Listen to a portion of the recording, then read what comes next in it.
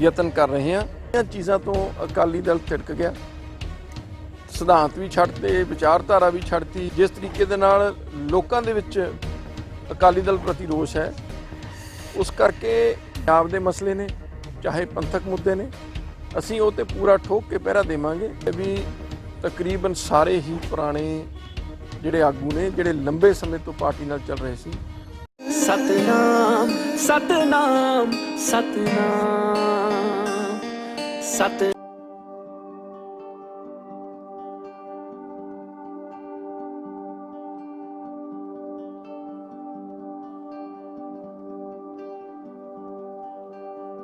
गुरु नानक देव जी के विआह के गुरपुरब के बहुत बहुत लख लख बधाइयां सारी संगत को। महाराज अरदास करते हैं कि परमात्मा इस सच्चा पातशाह जिहड़े कोरोना की बीमारी पई है, मैं चल रहा सारे देश संताप बढ़ा रहा, इनू सारे वर्ल्ड से फैलिया होया, इनू बेनती करके तुहाडे अगे बेनती करते हैं कि परमात्मा इनू हटाओ, जल्दी तो जल्दी लोग फिर अपने काम उस तरह लीहां ते आउण।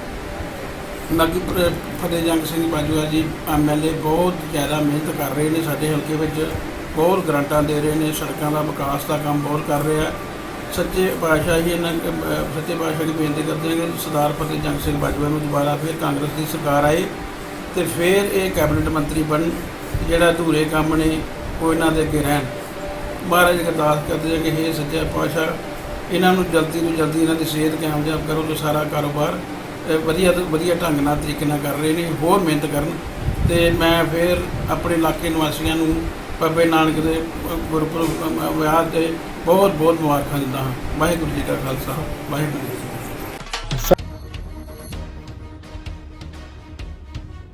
ਸ਼੍ਰੋਮਣੀ ਅਕਾਲੀ ਦਲ ਬਾਦਲ ਤੋਂ ਅਲੱਗ ਹੋਏ ਸਾਬਕਾ ਵਿੱਤ ਮੰਤਰੀ ਪਰਮਿੰਦਰ ਸਿੰਘ ਢੀਂਡਸਾ ਅੱਜ ਮਾਨਸਾ ਜ਼ਿਲ੍ਹਾ ਦੇ ਦੌਰੇ ਤੇ ਪਹੁੰਚੇ ਨੇ। ਇਸ ਮੌਕੇ ਉਹਨਾਂ ਨੇ ਵਰਕਰਾਂ ਨਾਲ ਬੈਠਕ ਕੀਤੀ ਅਤੇ ਸ਼੍ਰੋਮਣੀ ਅਕਾਲੀ ਦਲ ਬਾਦਲ ਦੇ ਖਿਲਾਫ ਪਾਰਟੀ ਬਣਾ ਕੇ ਅਕਾਲੀ ਦਲ ਬਾਦਲ ਨੂੰ ਖੋਰਾ ਲਗਾਉਣਾ ਸ਼ੁਰੂ ਕਰ ਦਿੱਤਾ। ਇਸ ਮੌਕੇ ਉਹਨਾਂ ਨੇ ਬਾਦਲ ਪਰਿਵਾਰ ਤੇ ਸਿਆਸੀ ਵਾਰ ਕਰਦੇ ਹੋਏ ਕਿਹਾ ਕਿ ਸ਼੍ਰੋਮਣੀ ਅਕਾਲੀ ਦਲ ਤੇ ਬਾਦਲ ਪਰਿਵਾਰ ਦਾ ਕਬਜ਼ਾ ਹੈ, ਜਿਸ ਵਜ੍ਹਾ ਕਰਕੇ ਉਹਨਾਂ ਦੀ ਪਾਰਟੀ ਦਾ ਨੁਕਸਾਨ ਹੋ ਰਿਹਾ ਹੈ। ਇਸ ਦੇ ਨਾਲ ਹੀ ਉਹਨਾਂ ਨੇ ਕਿਹਾ ਕਿ ਇਸ ਕਰਕੇ ਹੀ ਉਹਨਾਂ ਨੇ ਸ਼੍ਰੋਮਣੀ ਅਕਾਲੀ ਦਲ ਬਾਦਲ ਨੂੰ ਛੱਡ ਕੇ ਉਹਨਾਂ ਨੇ ਨਵੀਂ ਪਾਰਟੀ ਦਾ ਗਠਨ ਕੀਤਾ ਹੈ ਅਤੇ ਹੁਣ ਉਹਨਾਂ ਦੇ ਨਾਲ ਵੱਡੇ ਨੇਤਾ ਅਤੇ ਵਰਕਰ ਪਾਰਟੀ ਵਿੱਚ ਸ਼ਾਮਿਲ ਹੋ ਰਹੇ ਨੇ। ਕੋਈ ਅਕਾਲੀ ਦਲ ਨੂੰ ਅੱਡ ਕੀਤਾ, ਅਸੀਂ ਤਾਂ ਅਕਾਲੀ ਦਲ ਨੂੰ ਮੁੜ ਸਥਾਪਿਤ ਕਰਨ ਲਈ ਯਤਨ ਕਰ ਰਹੇ ਹਾਂ। ਅਕਾਲੀ ਦਲ ਕੀ ਹੈ? ਅਕਾਲੀ ਦਲ ਸਿਧਾਂਤ ਹੈ, ਅਕਾਲੀ ਦਲ ਇੱਕ ਵਿਚਾਰਧਾਰਾ ਹੈ ਤੇ ਇੱਕ ਸੋਚ ਹੈ। ਅਸੀਂ ਉਹਨੂੰ ਮਜ਼ਬੂਤ ਕਰਨ ਹੀ ਲੱਗੇ ਹਾਂ, ਜਿਹੜੀ ਸਰਦਾਰ ਸੁਖਬੀਰ ਸਿੰਘ ਬਾਦਲ ਜੀ ਦੀ ਅਗਵਾਈ ਦੇ ਵਿੱਚ ਇਹ ਸਾਰੀਆਂ ਚੀਜ਼ਾਂ ਤੋਂ ਅਕਾਲੀ ਦਲ ਤਿੜਕ ਗਿਆ।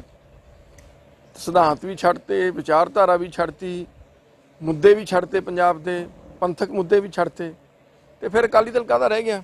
ਉਹ ਤਾਂ ਕੋਈ ਮੈਂ ਸਮਝਦਾ ਅਕਾਲੀ ਕਹਾਉਣ ਦਾ ਉਹਨਾਂ ਨੂੰ ਹੱਕ ਨਹੀਂ, ਜਦ ਉਹ ਅਕਾਲੀ ਦਲ ਦੀ ਕਿਸੇ ਜਿਹੜੀ ਸੋਚ ਤੇ ਹੀ ਨਹੀਂ ਚੱਲਦੇ। ਸੋ ਅਸੀਂ ਇੱਕ ਮੁਹਿੰਮ ਤੋਰੀ ਹੈ ਅਕਾਲੀ ਦਲ ਨੂੰ ਬਚਾਉਣ ਦੀ, ਕਿਉਂਕਿ ਅੱਜ ਅਕਾਲੀ ਦਲ ਦਾ ਭਵਿੱਖ ਖਤਰੇ ਦੇ ਵਿੱਚ ਹੈ। ਜਿਸ ਤਰੀਕੇ ਦੇ ਨਾਲ ਉਹ ਚੱਲ ਰਹੇ ਨੇ, ਜਿਸ ਤਰੀਕੇ ਦੇ ਨਾਲ ਲੋਕਾਂ ਦੇ ਵਿੱਚ ਅਕਾਲੀ ਦਲ ਪ੍ਰਤੀ ਰੋਸ਼ ਹੈ, ਉਸ ਕਰਕੇ ਅੱਜ ਸਮੇਂ ਦੀ ਲੋੜ ਮੁਤਾਬਕ ਢੀਂਡਸਾ ਸਾਹਿਬ ਨੇ ਫੈਸਲਾ ਕੀਤਾ ਕਿ ਅਸੀਂ ਆਪਣੇ ਸਾਰੇ ਸਾਥੀਆਂ ਨੂੰ ਲੈ ਕੇ ਅਕਾਲੀ ਦਲ ਨੂੰ ਬਚਾਵਾਂਗੇ, ਅਕਾਲੀ ਦਲ ਦੀ ਸੋਚ ਨੂੰ ਜਿਹੜਾ ਬਚਾਵਾਂਗੇ, ਉਹ ਤੇ ਚੱਲਾਂਗੇ। ਚਾਹੇ ਪੰਜਾਬ ਦੇ ਮਸਲੇ ਨੇ, ਚਾਹੇ ਪੰਥਕ ਮੁੱਦੇ ਨੇ, ਅਸੀਂ ਉਹ ਤੇ ਪੂਰਾ ਠੋਕ ਕੇ ਪਹਿਰਾ ਦੇਵਾਂਗੇ। ਕਦੇ ਵੀ ਉਹਨਾਂ ਦੇ ਬਰਖਲਾਫ ਕੋਈ ਸਮਝੌਤਾ ਨਾ ਅਸੀਂ ਕਰਾਂਗੇ ਤੇ ਨਾ ਹੀ ਅਸੀਂ ਸਹਿਣ ਕਰਾਂਗੇ। ਪੰਜਾਬ ਦੇ ਮੁੱਦਿਆਂ ਲਈ ਲੜਾਈ ਲੜਾਂਗੇ। ਪਾਰਟੀ ਅਲੱਗ ਰੱਖੋਗੇ ਜਾਂ ਕਿਸੇ ਨਾਲ ਸਮਝੌਤਾ ਕਰੋਗੇ? ਦੇਖੋ, ਪਹਿਲੀ ਗੱਲ ਤਾਂ ਅਸੀਂ ਹਜੇ ਪਾਰਟੀ ਨੂੰ ਮਜ਼ਬੂਤ ਕਰਾਂਗੇ, ਫਿਰ ਸਮਾਂ ਆਉਣ ਤੇ ਪੰਜਾਬ ਦੇ ਹਿੱਤਾਂ ਨੂੰ ਮੁੱਖ ਰੱਖ ਕੇ ਜੋ ਵੀ ਪੰਜਾਬ ਦੇ ਭਲੇ ਲਈ ਫੈਸਲਾ ਲੈਣਾ ਪਿਆ ਅਸੀਂ ਲਵਾਂਗੇ। ਪਰ ਉਹ ਸਮੇਂ ਦੇ ਨਾਲ ਬਾਕੀ ਸਾਰੇ ਜਦ ਸਾਡੇ ਆਗੂਆਂ ਨਾਲ ਵਿਚਾਰ ਚਰਚਾ ਕਰਕੇ ਆਉਣ ਤੋਂ ਹਜੇ, ਕਿਉਂਕਿ 1.5 ਸਾਲ ਦਾ ਸਮਾਂ ਪਿਆ ਚੋਣਾਂ ਦੇ ਵਿੱਚ, ਚੋਣਾਂ ਤੋਂ ਕੁਝ ਸਮਾਂ ਪਹਿਲਾਂ ਸਾਰੇ ਚੀਜ਼ਾਂ ਵਿਚਾਰੀਆਂ ਜਾਣਗੀਆਂ। ਉਸ ਤੋਂ ਪਹਿਲਾਂ ਅਸੀਂ ਪਾਰਟੀ ਦੀ ਮਜ਼ਬੂਤੀ ਲਈ ਕੰਮ ਕਰਾਂਗੇ। ਅੱਜ ਜ਼ਿਲ੍ਹੇ ਮਾਨਸਾ ਦੇ ਵਿੱਚ ਆਏ ਹੋ ਜੀ, ਕਿਹੜੇ ਤੁਹਾਡੇ ਕਿੰਨੇ ਕੁ ਲੀਡਰ ਜਿਹੜੇ ਤੁਹਾਡੀ ਪਾਰਟੀ ਦਾ ਜਿਹੜਾ ਪੱਲਾ ਫੜਿਆ ਹੈਗਾ? ਦੇਖੋ, ਬਹੁਤ ਇਹ ਗੱਲ ਗਿਣਤੀ ਦੀ ਨਹੀਂ ਹੈ। ਗੱਲ ਇਹ ਹੈ ਵੀ ਤਕਰੀਬਨ ਸਾਰੇ ਹੀ ਪੁਰਾਣੇ ਜਿਹੜੇ ਆਗੂ ਨੇ, ਜਿਹੜੇ ਲੰਬੇ ਸਮੇਂ ਤੋਂ ਪਾਰਟੀ ਨਾਲ ਚੱਲ ਰਹੇ ਸੀ, ਉਹਨਾਂ 'ਚੋਂ ਮੈਜੋਰਿਟੀ ਸਾਡੇ ਨਾਲ ਉਹ ਜਾਂ ਉਹਨਾਂ ਦੇ ਪਰਿਵਾਰ ਖੁਦ ਉਹਨਾਂ ਨੇ ਚੱਲਣ ਦਾ ਭਰੋਸਾ ਦਿੱਤਾ ਹੈ ਤੇ ਫੈਸਲਾ ਕੀਤਾ ਹੈ। ਸਾਨੂੰ ਬਹੁਤ ਵੱਡਾ ਬਲ ਮਿਲਿਆ ਹੈ।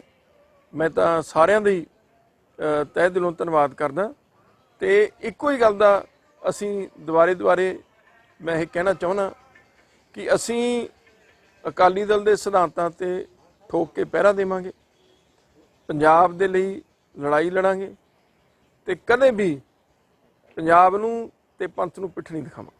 ਗੱਲ ਇਹ ਹੈ ਪਾਰਟੀ ਤਾਂ ਉਹਨਾਂ ਦਾ ਉਹ ਕੀ ਲੱਗਦੇ ਨੇ ਪਾਰਟੀ ਸਾਡੇ ਬਜ਼ੁਰਗਾਂ ਨੇ ਬਣਾਈ ਹੈ, ਇਹ ਕੁਰਬਾਨੀ ਨਾਲ ਬਣਾਈ ਹੈ। ਉਹ ਤਾਂ ਆਪਦੇ ਹੱਥ 'ਚ ਮੋਹਰ ਚੱਕੀ ਫਿਰਦੇ ਨੇ। ਅੱਜ ਕਿਸੇ ਨੂੰ ਮੋਹਰ ਲਾ ਦਿੰਦੇ ਨੇ ਜੀ ਇਹ ਤਾਂ ਕਾਂਗਰਸ ਦੀ ਬੀਟੀਐਮ ਹੈ, ਕੱਲ ਨੂੰ ਕਹਿੰਦੇ ਜੀ ਅਕਾਲੀ ਹੋ ਗਿਆ। ਕਿ ਉਹਨਾਂ ਦੀ ਮੋਹਰ ਤੇ ਹੀ ਸਾਰਾ ਕਰਦਾ ਹੈ।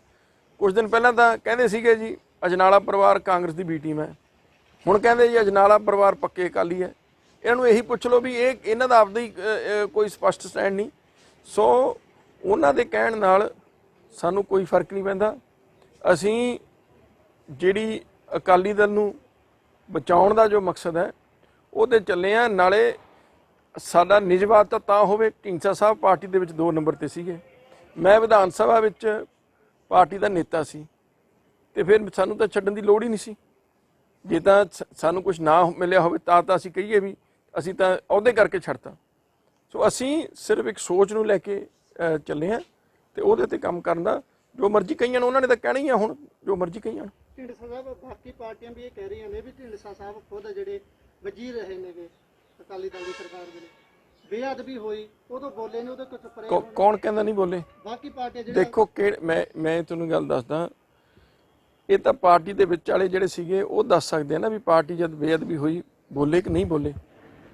ਅਸੀਂ ਪਹਿਲੇ ਦਿਨ ਤੋਂ ਹੀ ਢੀਂਡਸਾ ਸਾਹਿਬ ਦਾ ਬੜਾ ਸਪਸ਼ਟ ਸਟੈਂਡ ਸੀ ਵੀ ਦੋਸ਼ੀਆਂ ਨੂੰ ਫੜ ਕੇ ਸਜ਼ਾ ਮਿਲਣੀ ਚਾਹੀਦੀ ਹੈ। ਅਕਾਲੀ ਦਲ ਦੀ ਸਰਕਾਰ ਹੈ, ਇਸ ਲਈ ਸਾਨੂੰ ਇਸ ਗੱਲ ਦੀ ਖਿਮਾ ਯਾਚਨਾ ਕਰਨੀ ਚਾਹੀਦੀ ਹੈ ਵੀ ਸਾਡੀ ਸਰਕਾਰ ਦੇ ਸਮੇਂ ਇਹ ਘਟਨਾ ਹੋਈ। ਪਹਿਲੇ ਦਿਨ ਤੋਂ ਹੀ ਇਹ ਬੜਾ ਸਾਫ਼ ਤੇ ਸਪਸ਼ਟ ਸਾਡਾ ਸਟੈਂਡ ਸੀ। ਕੋਈ ਕਹਦੇ ਵੀ ਅਸੀਂ ਇਹ ਸਟੈਂਡ ਨਹੀਂ ਰੱਖਿਆ ਤਾਂ ਅਸੀਂ ਦੇਣਦਾਰ ਹਾਂ। ਸੋ ਹੁਣ ਕਹਿਣ ਨੂੰ ਜੋ ਮਰਜ਼ੀ ਕਹਿਣ, ਜੇ ਕੋਈ ਮੰਤਰੀ ਬਣਨਾ ਕੋਈ ਗੁਨਾਹ ਤਾਂ ਨਹੀਂ ਹੈ। ਜੇ ਤਾਂ ਅਸੀਂ ਮੰਤਰੀ ਬਣ ਕੇ ਕੋਈ ਗਲਤ ਕੰਮ ਕੀਤਾ ਹੈ ਫਿਰ ਸਾਨੂੰ ਗੁਨਾਹਗਾਰ ਤੁਸੀਂ ਬਣਾਓ ਵੀ ਆਹ ਤੁਸੀਂ ਗਲਤ ਕੰਮ ਕੀਤਾ ਸੀ। ਤਾਂ ਸਾਡੀ ਜਿਹੜੀ ਜ਼ਿੰਮੇਵਾਰੀ ਸੀ ਜੇ ਅਸੀਂ ਨਹੀਂ ਨਿਭਾਈ ਤਾਂ ਤੁਸੀਂ ਸਾਨੂੰ ਗੁਨਾਹਗਾਰ ਕਹਿ ਸਕਦੇ ਹੋ। ਕੋਈ ਮੰਤਰੀ ਰਹਿਣਾ ਜਾਂ ਅਕਾਲੀ ਦਲ ਦੀ ਸਰਕਾਰ ਸੀ ਤਾਂ ਅਕਾਲੀ ਆ, ਹੁਣ ਵੀ ਅਕਾਲੀ ਆ। ਅਸੀਂ ਉਹੀ ਸੋਚ ਨੂੰ ਲੈ ਕੇ ਚੱਲੇ ਹਾਂ, ਅਕਾਲੀ ਦਲ ਦੀ ਸਰਕਾਰ 'ਚ ਰਹੇ ਹਾਂ। ਇਸ 'ਚ ਕੋਈ ਜਿਹੜਾ ਹੈ ਜਿਨ੍ਹਾਂ ਕੋਲ ਕੋਈ ਕਹਿਣ ਨੂੰ ਨਹੀਂ ਹੈ ਨਾ, ਉਹ ਹੁਣ ਇਹੀਆਂ ਜਿਹੀਆਂ ਗੱਲਾਂ ਕਰਕੇ ਉਹ ਮੁੱਦਿਆਂ ਤੋਂ ਗੱਲ ਨੂੰ ਭੜਕਾਉਣਾ ਚਾਹੁੰਦੇ। ਢੀਂਡਸਾ ਸਾਹਿਬ ਮੰਨਦੇ ਹੋ ਤੁਸੀਂ ਵੀ ਸਰਕਾਰ ਦੀ ਗਲਤੀ ਹੋਈ ਹੈ ਇਹਦੇ ਵਿੱਚ ਕਿਤੇ ਨਾ ਕਿਤੇ ਜਿਹੜਾ ਬੇਅਦਬੀ ਮਾਮਲੇ ਨੂੰ ਸਾਹਮਣੇ ਨਹੀਂ ਜਿਹੜੇ ਦੋਸ਼ੀ? ਦੇਖੋ ਕਈ ਗੱਲਾਂ ਤਾਂ ਹਜੇ ਸਮੇਂ ਦੇ ਵਿੱਚ ਸਾਹਮਣੇ ਆਉਣਗੀਆਂ, ਪਰ ਇੱਕ ਗੱਲ ਤਾਂ ਸਪਸ਼ਟ ਹੈ ਵੀ ਅਕਾਲੀ ਦਲ ਦੀ ਸਰਕਾਰ ਦੇ ਸਮੇਂ ਦੇ ਵਿੱਚ ਇਹ ਘਟਨਾ ਹੋਈ, ਫਿਰ ਦੋਸ਼ੀ ਨਹੀਂ ਫੜੇ ਗਏ, ਇਹ ਵੀ ਸੱਚਾਈ ਹੈ। ਸੋ ਇਹ ਦੋ ਚੀਜ਼ਾਂ ਨੂੰ ਅਸੀਂ ਨਹੀਂ ਝੁਟਲਾ ਸਕਦੇ। ਅਸੀਂ ਇਹ ਵੀ ਗੱਲਾਂ ਉਦੋਂ ਕੋਈ ਇਕੱਲੇ ਅਸੀਂ ਨਹੀਂ, ਹੋਰ ਵੀ ਬਹੁਤ ਪਾਰਟੀ ਦੇ ਵਿੱਚ ਆਗੂ ਸੀ ਜਿਹੜੇ ਇਸ ਗੱਲ ਤੇ ਉਦੋਂ ਵੀ ਜ਼ੋਰ ਦਿੰਦੇ ਰਹੇ ਵੀ ਇੱਕ ਤਾਂ ਆਪਾਂ ਨੂੰ ਸਰਕਾਰ ਦੇ ਹੋਂਦ ਕਰਕੇ ਇਹ ਅਹਿਸਾਸ ਸਾਨੂੰ ਦੁੱਖ ਦਾ ਜਾਂ ਪਛਤਾਪ ਦਾ ਅਹਿਸਾਸ ਕਰਨਾ ਚਾਹੀਦਾ ਵੀ ਸਾਡੀ ਸਰਕਾਰ 'ਚ ਹੋਇਆ, ਤੇ ਦੂਜੀ ਗੱਲ ਵੀ ਦੋਸ਼ੀਆਂ ਨੂੰ ਫੜਨ ਤੇ ਸਾਨੂੰ ਜਿਹੜਾ ਹੈ ਜਲਦੀ ਤੋਂ ਜਲਦੀ ਉਹਨਾਂ ਦੋਸ਼ੀਆਂ ਨੂੰ ਫੜ ਕੇ ਸਜ਼ਾ ਮਿਲਣੀ ਚਾਹੀਦੀ ਹੈ। ਸੋ ਅੱਜ ਵੀ ਲੋਕਾਂ ਲਈ ਇਹੀ ਮੁੱਦਾ ਹੈਗਾ। ਖਾਲਸਾ ਵਾਹਿਗੁਰੂ ਜੀ ਕੀ ਫਤਿਹ। ਸ਼੍ਰੋਮਣੀ ਅਕਾਲੀ ਦਲ ਬਾਦਲ ਹੈ ਜਿਹੜਾ ਉਹ ਆਪਦੀਆਂ ਪੰਥਕ ਲੀਹਾਂ ਤੋਂ ਭੜਕ ਚੁੱਕਿਆ। ਸ਼੍ਰੋਮਣੀ ਅਕਾਲੀ ਦਲ ਬਾਦਲ ਕਿਸਾਨਾਂ ਦੇ ਮੁੱਦੇ ਨੇ ਜਿਹੜੇ ਉਹ ਵੀ ਛੱਡ ਚੁੱਕਿਆ ਹੈਗਾ। ਆਰਡੀਨੈਂਸ ਜੋ ਕੇਂਦਰ ਸਰਕਾਰ ਨੇ ਹੁਣੇ ਜਾਰੀ ਕੀਤੇ ਨੇਗੇ ਤਿੰਨੇ ਇਹ ਕਿਸਾਨ ਵਿਰੋਧੀ ਆਰਡੀਨੈਂਸ, ਉਹਨਾਂ ਵਿੱਚ ਵੀ ਸ਼੍ਰੋਮਣੀ ਅਕਾਲੀ ਦਲ ਦਾ ਜੋ ਕਿਸਾਨ ਵਿਰੋਧੀ ਰਵੱਈਆ ਹੈ ਉਹ ਸਪਸ਼ਟ ਨਜ਼ਰ ਆਇਆ। ਇਸ ਤੋਂ ਪਹਿਲਾਂ ਚਾਹੇ ਉਹ 370 ਧਾਰਾ ਤੋੜਨੀ ਸੀ ਕਸ਼ਮੀਰ ਦੇ ਵਿੱਚੋਂ, ਉਸ ਦੇ ਵਿੱਚ ਵੀ ਇਹ ਸ਼੍ਰੋਮਣੀ ਅਕਾਲੀ ਦਲ ਆ ਜਿਹੜਾ ਉਹ ਰਾਜਾਂ ਨੂੰ ਵੱਧ ਅਧਿਕਾਰ ਵਾਲੇ ਮਸਲੇ ਤੇ ਥਿੜਕਿਆ, ਔਰ ਘੱਟ ਗਿਣਤੀਆਂ ਵਾਲੇ ਮਸਲੇ ਤੇ ਵੀ ਜਦੋਂ ਪਾਰਲੀਮੈਂਟ 'ਚ ਸਵਾਲ ਆਇਆ ਤਾਂ ਉੱਥੇ ਵੀ ਸ਼੍ਰੋਮਣੀ ਅਕਾਲੀ ਦਲ ਨੇ ਜਿਹੜਾ ਫੈਸਲਾ ਸੀਗਾ ਉਹ ਗਲਤ ਲੈਤਾ। ਘੱਟ ਗਿਣਤੀਆਂ ਪ੍ਰਤੀ ਜੋ ਕੇਂਦਰ ਸਰਕਾਰ ਦਾ ਨਜ਼ਰੀਆ ਉਹ ਮਤਲਬ ਉਸ ਦੇ ਉਲਟ ਜਾ ਕੇ ਇਹ ਉਹਨਾਂ ਦੇ ਪੱਖ 'ਚ ਜਿਹੜਾ ਫੈਸਲਾ ਲੈਤਾ। ਔਰ ਵੱਡੀ ਗੱਲ ਜੋ ਵਾਪਰੀ ਉਹ ਬੇਅਦਬੀ ਨਹੀਂ ਵਾਪਰੀ।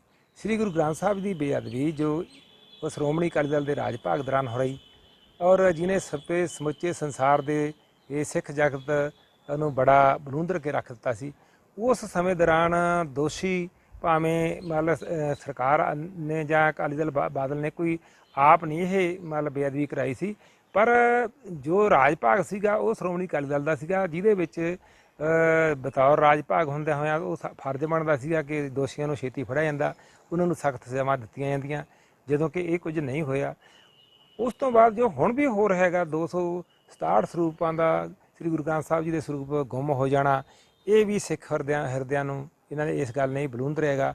ਸੋ ਇਹ ਕੁਝ ਘਟਨਾਵਾਂ ਸਨ ਤੇ ਸ਼੍ਰੋਮਣੀ ਗੁਰਦੁਆਰਾ ਪ੍ਰਬੰਧਕ ਕਮੇਟੀ ਅੰਦਰ ਜੋ ਪਿਛਲੇ ਸਮੇਂ 'ਚ ਘਪੜਿਆਂ ਦੀਆਂ ਜੋ ਜਾਂ ਐਂ ਕਹਿ ਲਓ ਟੈਂਡਰਾਂ ਦੇ ਮਸਲੇ 'ਤੇ ਜਿਸ ਕਿਸਮ ਦੇ ਕਮਿਸ਼ਨ ਚੱਲ ਰਹੇ ਸੀ, ਉਹ ਵੀ ਘਟਨਾਵਾਂ ਨੇ ਜਿਹੜੀਆਂ ਸ਼੍ਰੋਮਣੀ ਕਮੇਟੀ ਨੂੰ ਨਾਲ ਦੇਸ਼ ਔਰ ਦੁਨੀਆ ਵਿੱਚ ਬਦਨਾਮ ਹੈ ਜਿਹੜਾ ਉਹ ਇਸ ਰੂਪ 'ਚ ਕੀਤਾ ਜਾ ਰਿਹਾ ਹੈਗਾ। ਸੋ ਅਸੀਂ ਚਾਹੁੰਦੇ ਹਾਂ ਵੀ ਸ਼੍ਰੋਮਣੀ ਗੁਰਦੁਆਰਾ ਪ੍ਰਬੰਧਕ ਕਮੇਟੀ ਨੂੰ ਕਿਵੇਂ ਬਚਾਇਆ ਜਾਵੇ, ਸ਼੍ਰੋਮਣੀ ਗੁਰਦੁਆਰਾ ਪ੍ਰਬੰਧਕ ਕਮੇਟੀ ਨੂੰ ਕਿਵੇਂ ਇਹਨਾਂ ਦੇ ਪੰਜੇ 'ਚੋਂ ਕੱਢਿਆ ਜਾਵੇ, ਔਰ ਸ਼੍ਰੋਮਣੀ ਅਕਾਲੀ ਦਲ ਨੂੰ ਸਹੀ ਪੰਥਕ ਲੀਹਾਂ 'ਤੇ ਕਿਵੇਂ ਲਿਆਂਦਾ ਜਾਵੇ।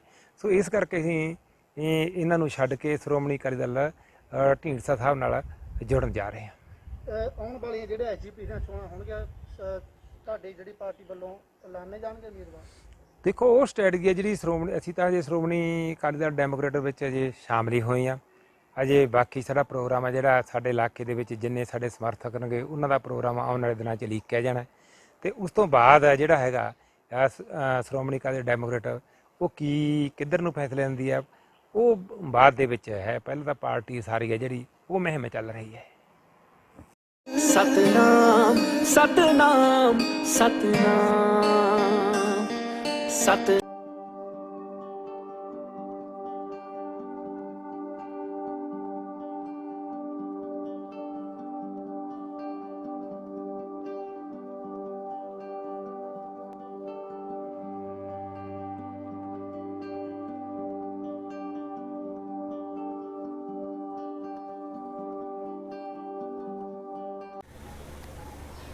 मैं योगेश सहदेव अपने वालों अपने परिवार वालों ते अपनी firm new Ashok jeweller Qadian वालों इस गुरु नानक देव जी के विआह पुरब ते बहुत बहुत वधाई देना हाँ समूह संगत नूं।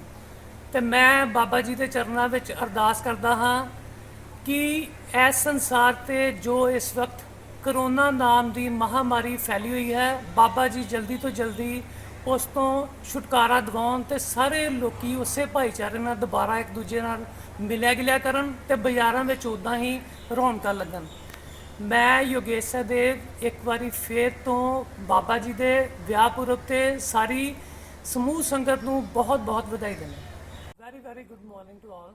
I Yogesh सहदेv on the behalf of my family and my firm New Ashok Jeweller Kadian, I congratulate to the whole world for this prestigious occasion of marriage ceremony of Shri Guru Nanak Dev Ji. And all I pray for today is this pandemic to get over and everything to get back to the normal with the grace of Shri Guru Nanak Dev Ji. Once again, I Yogesh Sahdev on the behalf of my family and my firm New Ashok Jeweller Kadian, I congratulate to the whole world for the marriage occasion of Shri Guru Nanak Dev Ji. Subscribe ਕਰੋ BBC Punjab TV ਨੂੰ ਅਤੇ ਤਾਜ਼ਾ ਤਰੀਨ ਖਬਰਾਂ ਲਈ ਬੈਲ ਦਾ button ਦਬਾਓ।